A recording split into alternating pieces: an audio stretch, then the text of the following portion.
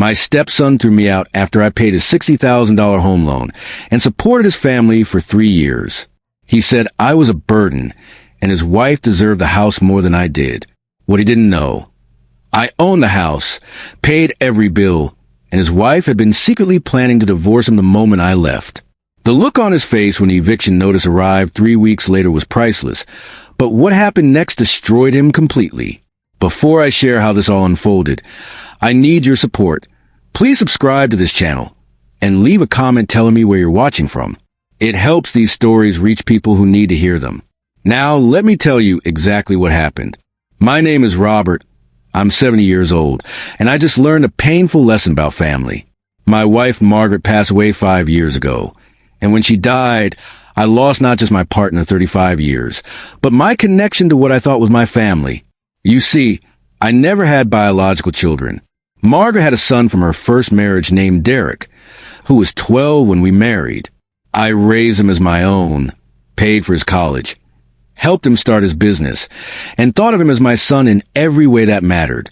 After Margaret died, Derek and his wife Jessica insisted I move in with them. At first, I was grateful. The house Margaret and I had shared felt too empty, too full of memories. Derek seemed sincere when he said he wanted to take care of me, that it's what his mother would have wanted. So I sold my house, put the money in savings, and moved into their place in the suburbs. That's when I learned what taking care of me actually meant to them. Within a month, Derek approached me with a serious expression. "Robert, I need to talk to you about something financial. My business is in trouble. I owe suppliers about $60,000, and if I don't pay soon, I'll lose everything. I know this is a lot to ask, but you're the only one I can turn to. Mom would have wanted you to help me." He was right about one thing. Margaret would have wanted me to help. So I did. I withdrew $60,000 from my retirement savings and paid off his debts. Derek promised to pay me back within 2 years once his business recovered. I believed him because he was my son, even if not by blood. But something changed after I gave him that money. Derek started treating me differently. Less like family, more like an obligation. Jessica, who'd always been polite but distant, became openly cold. They'd have conversations that would stop the moment I entered a room. They'd make plans without including me, then act annoyed when I asked what was happening. The real issue started about 6 months after I paid Derek's debt. I was still contributing to the household. $1.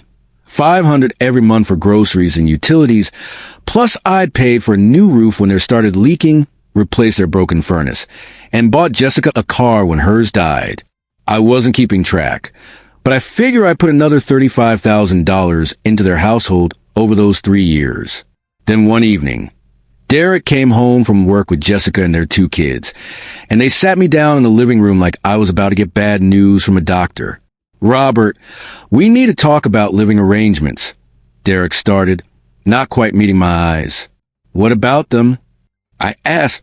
"Jessica and I have been discussing this, and we think it's time you found your own place. The kids are getting older, they need more space, and honestly, it's been hard having a third adult in the house." I sat there stunned.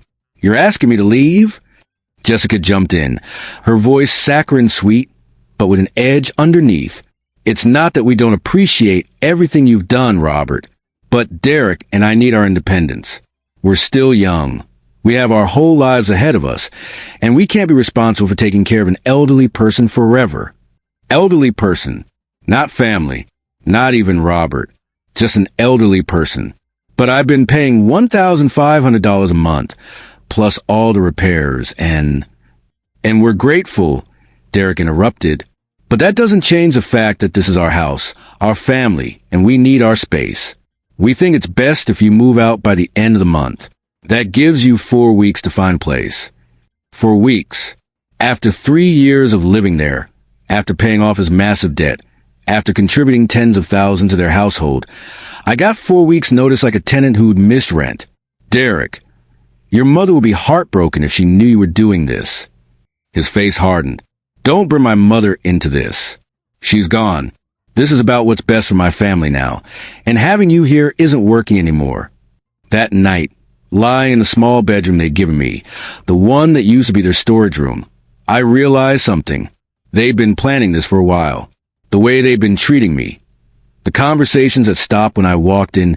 Jessica's increasing hostility. They've been waiting for the right moment to kick me out. But there was something else nagging at me. Why now? Derek's business was doing fine. The kids weren't lacking for space. What had changed? I decided to do something I'd never done before. I started paying attention.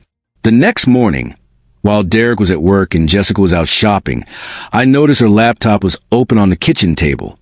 I'm not proud of what I did next, but I looked at her screen. She'd been emailing someone named Brad. The messages made my blood run cold. Just a few more weeks and the old man will be gone. Then we can finally sell this place and split everything. Derek still thinks we're staying married, the idiot.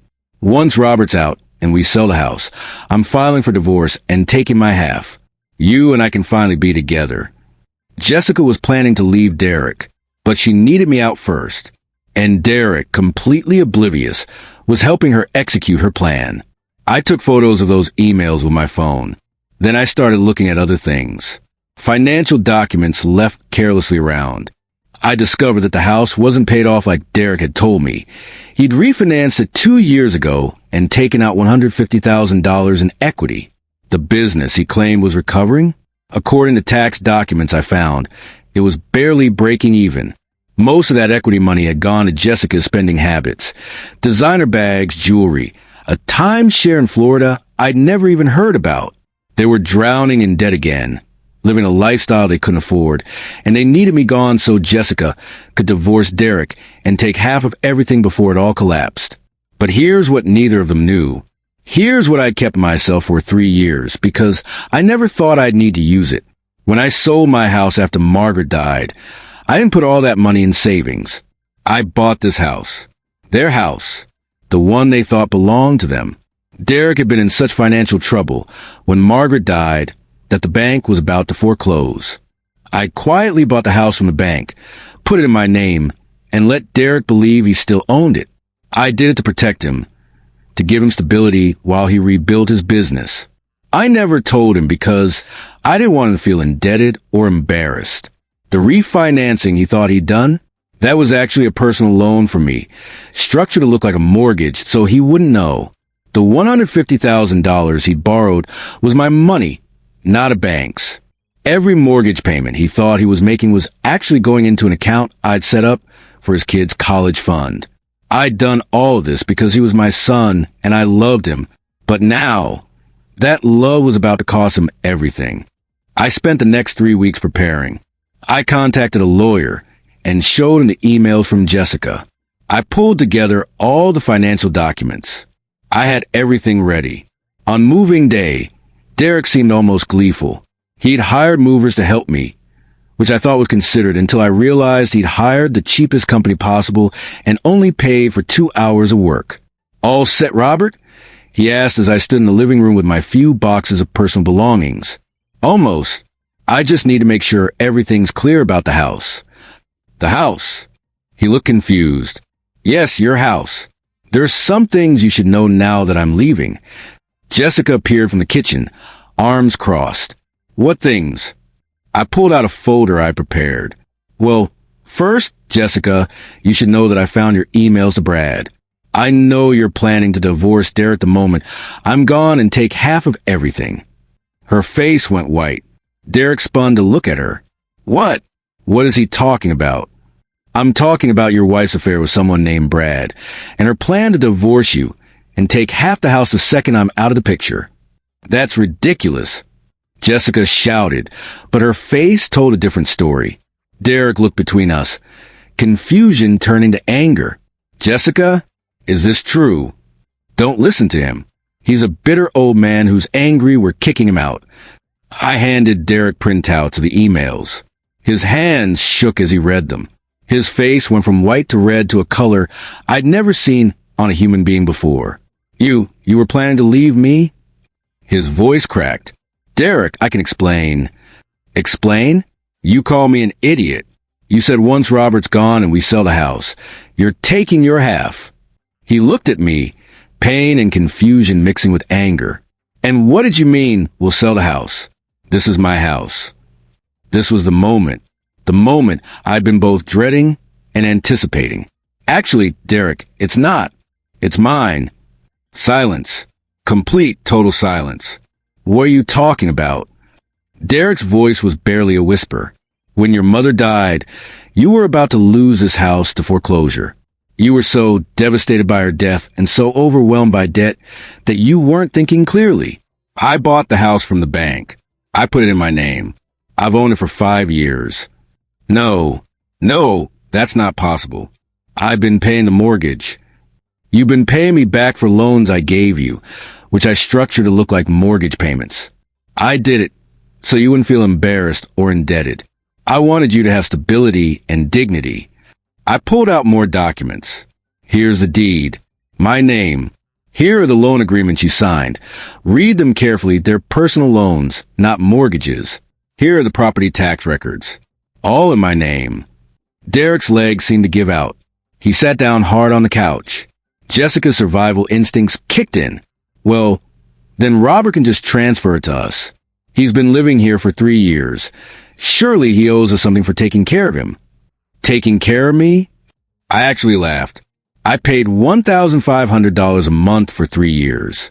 That's $54,000. I paid for a new roof, a new furnace, a car for you, Jessica, and countless other expenses. I gave Derek $60,000 to pay off his business debts. I put over $150,000 into this household. You haven't taken care of me. I've taken care of you. But this is our home. Derek finally found his voice. Where are we supposed to go? That's a very good question. The same question I had when you gave me 4 weeks to find a place at 70 years old. I looked at both of them. You have 60 days to vacate. That's more generous than you were to me. I'm selling the house. You can't do this. Jessica shrieked. I absolutely can. It's my house. I have every legal right. I looked at Derek, and for a moment, I felt sorry for him. Son, I loved you. I raised you. I did everything I could to protect you and help you build a good life. And you repaid me by kicking me out like I was garbage the moment it became convenient. Your mother would be devastated. Robert, please. Derek stood up, tears in his eyes now. I made a mistake. I wasn't thinking clearly. Jessica was in my ear constantly about needing space, and I listened to her instead of my heart. Please, we can fix this. Fix what? The 3 years of being treated like a burden? The fact that you planned to kick out the man who raised you without a second thought? Or the fact that your wife was planning to leave you anyway, and you were too blind to see it? I shook my head. No, Derek. Some things can't be fixed. Jessica tried a different approach. Robert, be reasonable. Think about the children. Where will they go? I've thought about them more than you have, apparently. I'll be setting up trust funds for both of them with some of the proceeds from the house sale. They'll have money for college, which is more than they'd have if I left things in your irresponsible hands. I picked up the last box of my belongings. The movers had already taken the rest of my new apartment. A beautiful 2-bedroom place near the park with no memories, no baggage, and no ungrateful family members. 60 days. I repeated, after that, if you're still here, I'll have the sheriff remove you. And Jessica, I looked at her one last time. You might want to get a good lawyer. When Derek realizes you've been planning to leave him this whole time, that divorce is going to get messy. I walked out of that house and didn't look back. Behind me, I could hear Jessica and Derek starting to argue, their voices rising in pitch and anger. The next 60 days were interesting. Derek called me 47 times. I counted. I didn't answer. Jessica called twice, both times with offers to work something out that clearly involved me giving them money or the house. I blocked her number after the second call. Derek sent emails.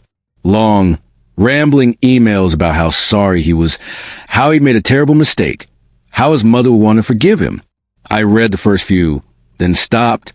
They all said the same thing. He was sorry he got caught, sorry there were consequences, but not really sorry for what he'd done. Through a mutual friend, I heard about what happened after I left. Derek confronted Jessica about the affair and the divorce plans. She admitted everything, claimed she'd only stayed with him because of financial security. and said that now that the house was gone anyway, there was no point pretending. She moved out 2 weeks after I did, went to stay with Brad, and filed for divorce. Derek, suddenly alone with 2 kids and no house, had to move in with his cousin in a cramped 2-bedroom apartment. His business, which had been barely surviving, collapsed when word got out about his personal drama. Clients don't like instability, apparently. The house sold for $650,000 after paying off the remaining debts Derek had accumulated, setting up trust funds for his kids, and covering the cost of the sale. I walked away with about $480,000. Combined with my remaining savings, I'm quite comfortable. I bought a small condo near the beach in a retirement community. I made friends here, real friends who don't see me as a walking ATM or a burden to tolerate. I've joined a book club, started playing golf again, and begun dating a lovely widow named Patricia, who makes me laugh and doesn't need me to support her financially. Last month, Derek showed up at my condo. He looked terrible, thinner, older, worn down by life. He asked if we could talk. Against my better judgment, I let him in. Robert, I know I don't deserve your forgiveness. I know I threw away everything you gave me. I was selfish and stupid, and I listened to the wrong person. He looked at his hands. Jessica cleaned me out in the divorce. She got half of everything I had left, which wasn't much. I'm living paycheck to paycheck now, barely able to support my kids. I'm sorry to hear that. I said, and I meant it. Not sorry enough to help, but sorry nonetheless. I was wondering, is there any way you could loan me some money? Just to get back on my feet. I'll pay you back, I promise. And there it was. He hadn't come to apologize or make amends. He'd come to ask for more money. No, Derek. Please, I'm desperate. You were desperate when I gave you $60,000. You were desperate when I paid for your roof and your furnace. You were desperate when I gave you $1,500 every month. And the moment you thought you didn't need me anymore, you threw me away. I stood up. I'm done being your safety net. I'm done being the person you come to when you need something and ignore when you don't. But I'm your son. No, you're not. A son doesn't kick his father out after 3 years of support. A son doesn't treat someone who raised him like a burden to be discarded. I walked to the door and opened it. I raised you, Derek. I loved you like my own. But you showed me that blood might not make family, but it doesn't make you family either. Actions do. And your actions told me exactly what you think of me. He left crying. I felt bad for about an hour. Then Patricia called and asked if I want to get dinner. And I remembered that I had a whole new life now, a life without people who only value me for what I could give them. That was 6 months ago. I haven't heard from Derek since. Through the mutual friend, I learned he's trying to rebuild his business, working 3 jobs to support his kids and pay child support to Jessica. His cousin got tired of the crowded apartment and kicked him out. So now Derek and his kids are renting a small house in a rough neighborhood. Part of me, the part that spent 35 years raising him, wants to help. But a larger part, the part that remembers standing in that living room being told I was a burden, being given 4 weeks to find a new place at 70 years old, that part says no. Some people say I was too harsh. That family forgives. That I should help him, because his mother would have wanted me to. But Margaret isn't here. She didn't see how her son treated the man who raised him. She didn't hear him call me a burden or watch him kick me out without a second thought. And honestly, I'm happier now than I've been in years. I have friends who value me for who I am, not what I can provide. I have hobbies and interests and a social life. I have Patricia, who insists on splitting every check and would never dream of asking me for money. I have peace. The house sold. Derek lost everything he thought he had, and Jessica left him exactly as planned. The look on his face when he realized the house was never his, that I'd been supporting him all along while he treated me like trash, that look was worth every penny I spent. I don't regret helping him when he needed it. I regret that he was so ungrateful, so short-sighted, so willing to discard someone who loved him. But that's his burden to carry now, not mine. I'm 70 years old, and I've learned that sometimes the best thing you can do for someone is let them face the consequences of their choices. Derek chose to kick me out. He chose to believe his wife's lies. He chose to treat me like a burden instead of family. And now he's living with those choices while I'm living my best life at the beach. If you found this story meaningful, if you've ever dealt with family members who took you for granted or people who only valued you for what you could give them, please hit that like button. Share your story in the comments. I read every single one, and sometimes it helps to know you're not alone. Subscribe to this channel if you want to hear more stories about people learning that actions have consequences.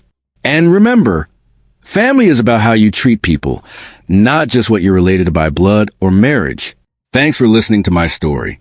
I hope it helps someone out there realize that it's never too late to stand up for yourself, even at 70. See you in the next one.